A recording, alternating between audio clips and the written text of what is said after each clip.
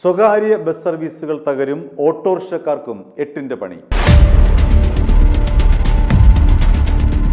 VD. Satheesan സർക്കാർ പ്രഖ്യാപിച്ച സ്ത്രീകൾക്ക് KSRTCയിലെ സൗജന്യ യാത്രാ പദ്ധതി സ്വകാര്യ ബസ് സർവീസുകളെയും ഓട്ടോറിക്ഷ സർവീസുകളെയുമാണ് ഏറ്റവും കൂടുതൽ ബാധിക്കുന്നത്. മാത്രമല്ല, ഈ പദ്ധതിയെക്കുറിച്ചുള്ള ഒരു വ്യക്തത ഇന്നും മുഖ്യമന്ത്രി വരുത്തിയിട്ടില്ല എന്നുള്ളതാണ് യാഥാർത്ഥ്യം. ഏതെല്ലാം ബസ്സുകളിലാണ് സ്ത്രീകൾക്ക് സൗജന്യ സർവീസുകൾ എന്നതിനെ സംബന്ധിച്ച് ഇന്നും മുഖ്യമന്ത്രി വാർത്താ സമ്മേളനത്തിൽ പറഞ്ഞിട്ടില്ല. അദ്ദേഹം പറഞ്ഞത് ഇനി ഇതിനായിട്ടൊരു ക്യാബിനറ്റ് യോഗം ചേരുന്നില്ല, ക്യാബിനറ്റിൽ ചർച്ച ചെയ്യുന്നില്ല.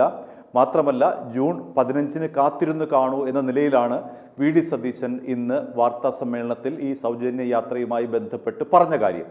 ഇനി നമുക്ക് കുറച്ച് കണക്കുകൾ നോക്കാം. എന്തെല്ലാമാണ് ഇവിടെ നടക്കുന്ന വെല്ലുവിളികൾ, എന്തെല്ലാമാണ് പ്രതിസന്ധികൾ എന്നതിനെ സംബന്ധിച്ച് നോക്കാം. KSRTCയിൽ പല തരത്തിലുള്ള ബസ്സുകളുണ്ട് എന്ന് നമുക്കറിയാമല്ലോ. ഓർഡിനറി ബസ്സുണ്ട്, സൂപ്പർ ഫാസ്റ്റ് ഉണ്ട്, അതേപോലെ AC ബസ്സുണ്ട്, ദീർഘദൂര സർവീസുകളുണ്ട്, ലക്ഷറി ബസ്സുകളുണ്ട്. അങ്ങനെ പല തരത്തിലുള്ള ബസ്സുകൾ ഉണ്ട് എന്നുള്ളതാണ് യാഥാർത്ഥ്യം. ഇവിടെ എല്ലാം തന്നെ സ്ത്രീകൾക്ക് സൗജന്യ യാത്ര അനുവദിച്ചാൽ വലിയ ബാധ്യതയാണ് സർക്കാരിനെ കാത്തിരിക്കുന്നത്. ഉദാഹരണമായി കർണാടകയിൽ 2023 സിദ്ധരാമയ്യ ഇത്തരത്തിൽ ഒരു സൗജന്യ യാത്ര പ്രഖ്യാപിച്ചു. അദ്ദേഹം അവിടെ വോൾവോ ബസ്സിലും സ്ലീപ്പർ ക്ലാസ്സിലും AC ബസ്സുകളിലും ഒഴികെ മറ്റെല്ലാ ബസ്സുകളിലും സ്ത്രീകൾക്ക് സൗജന്യ യാത്ര അനുവദിച്ചപ്പോൾ കർണാടക സർക്കാരിന് പ്രതിവർഷം നീക്കിവെക്കേണ്ടുന്ന തുക എന്ന് പറയുന്നത് 4000 കോടി രൂപ മുതൽ 5000 കോടി രൂപ വരെയാണ്. ഇവിടെ തൊട്ടയൽ സംസ്ഥാനമായ തമിഴ്നാട്ടിൽ പോലും ഏതാണ്ട് 2000 കോടി രൂപ മുതൽ 4000 കോടി രൂപ വരെ സൗജന്യ യാത്രയുമായി ബന്ധപ്പെട്ട് മാറ്റിവെക്കേണ്ടി വരുന്നുണ്ട്. ഇനി നമുക്ക് ചില കണക്കുകൾ നോക്കാം. KSRTCയുടെ പ്രതിദിന വരുമാനം എന്ന് പറയുന്നത് 8 കോടി രൂപയാണ്. ഒരു ദിവസം KSRTCയിൽ 23 ലക്ഷം പേർ യാത്ര ചെയ്യുന്നുണ്ട്. അതിൽ പകുതിയും സ്ത്രീകളാണ്. സൗജന്യ യാത്ര വരുന്നതോടുകൂടി സ്ത്രീകളുടെ എണ്ണത്തിൽ വൻ വർധനയുണ്ടാകും. അത് നമ്മൾ തമിഴ്നാട്ടിൽ കണ്ടതാണ്. 40% മാത്രമായിരുന്ന സ്ത്രീ യാത്രക്കാരുടെ എണ്ണം സൗജന്യ യാത്ര പ്രഖ്യാപിച്ചതോടുകൂടി 70% കവിഞ്ഞു എന്നുള്ളതാണ് തമിഴ്നാട്ടിൽ നിന്ന് നമുക്ക് ലഭിക്കുന്ന യാഥാർത്ഥ്യം. മറ്റൊന്ന്, എല്ലാത്തരം ബസ്സുകളിലും KSRTCയുടെ എല്ലാത്തരം ബസ്സുകളിലും സ്ത്രീകൾക്ക് സൗജന്യ യാത്ര അനുവദിച്ചാൽ 90 കോടി രൂപ പ്രതിമാസം വേണ്ടിവരും. ഇനി ഓർഡിനറി ഫാസ്റ്റ് പാസഞ്ചർ ബസ്സുകളിൽ മാത്രമാണ് സൗജന്യ യാത്രയെങ്കിൽ 60 കോടി രൂപയാണ് വേണ്ടിവരുന്നത്.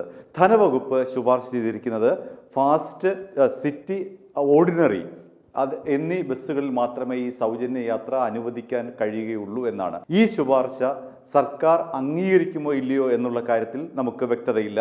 ഏതായാലും ഇവിടെ വരുന്ന ഒരു പ്രധാനപ്പെട്ട പ്രശ്നം, ഈ ഏത് തരത്തിലുള്ള ഓർഡിനറി ആയിക്കോട്ടെ, സിറ്റി സർവീസ് ആയിക്കോട്ടെ, അവിടെ സ്ത്രീകൾക്ക് സൗജന്യ യാത്ര അനുവദിച്ചാൽ കോടികളുടെ വരുമാന നഷ്ടമാണ് KSRTCക്ക് ഉണ്ടാവുക. ഇപ്പോൾ തന്നെ KSRTC എന്ന് പറയുന്നത് നടുവൊടിഞ്ഞു കിടക്കുന്ന ഒരു സംവിധാനമാണ്. നഷ്ടത്തിൽ നിന്ന് നഷ്ടത്തിലേക്ക് കൂപ്പുകുത്തിക്കൊണ്ടിരിക്കുന്ന ഒരു വ്യവസായമാണ് KSRTC, അല്ലെങ്കിൽ ഒരു സർവീസാണ്, ഒരു പൊതു സർവീസാണ് KSRTC.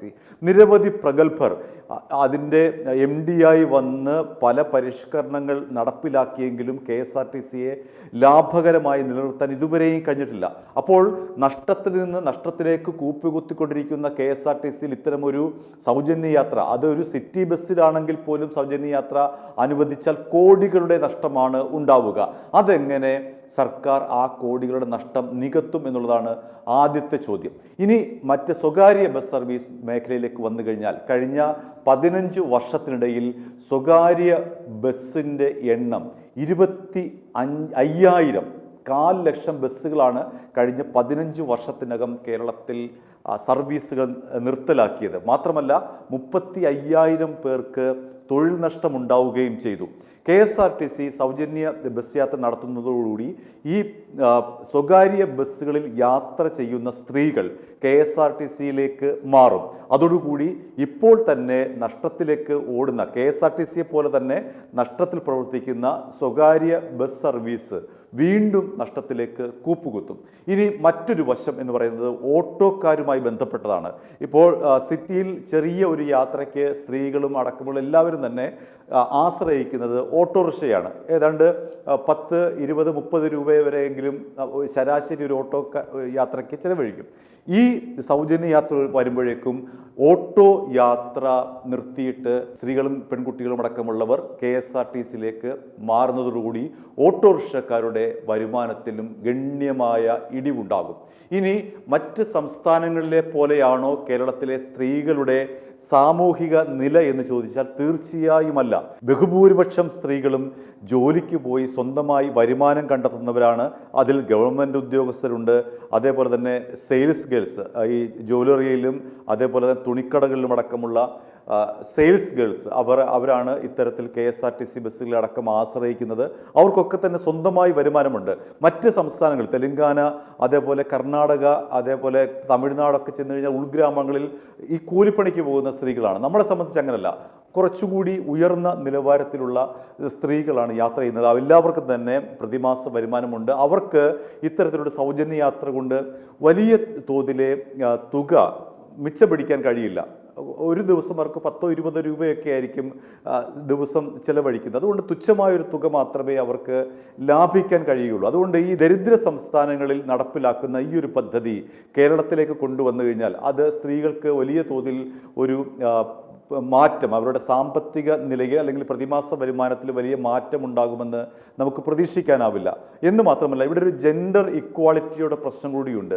പുരുഷന്മാരെ മാറ്റി നിർത്തുന്നു. പരമ്പരാഗതമായ ഒരു സങ്കല്പമുണ്ട്, പുരുഷനാണ് സാമ്പത്തിക വ്യവസ്ഥ നിലനിർത്തുന്നത്, അല്ലെങ്കിൽ കുടുംബനാഥനാണ് ഒരു കുടുംബത്തിലെ സാമ്പത്തിക നില അല്ലെങ്കിൽ സാമ്പത്തികം കൈകാര്യം ചെയ്യുന്നതെന്നുള്ളൊരു പഴഞ്ചൻ തത്വമുണ്ട്. ആ പഴഞ്ചൻ തത്വത്തിൻ്റെ അടിസ്ഥാനത്തിലാണ് ഇത്തരമൊരു സങ്കല്പം കൊണ്ടുവരുന്നത് പോലും. യഥാർത്ഥത്തിൽ കേരളത്തിലെ സ്ത്രീകളും പുരുഷന്മാരും ഒരേപോലെ തന്നെ ജോലി ചെയ്താണ് കുടുംബം പുലർത്തുന്നത്.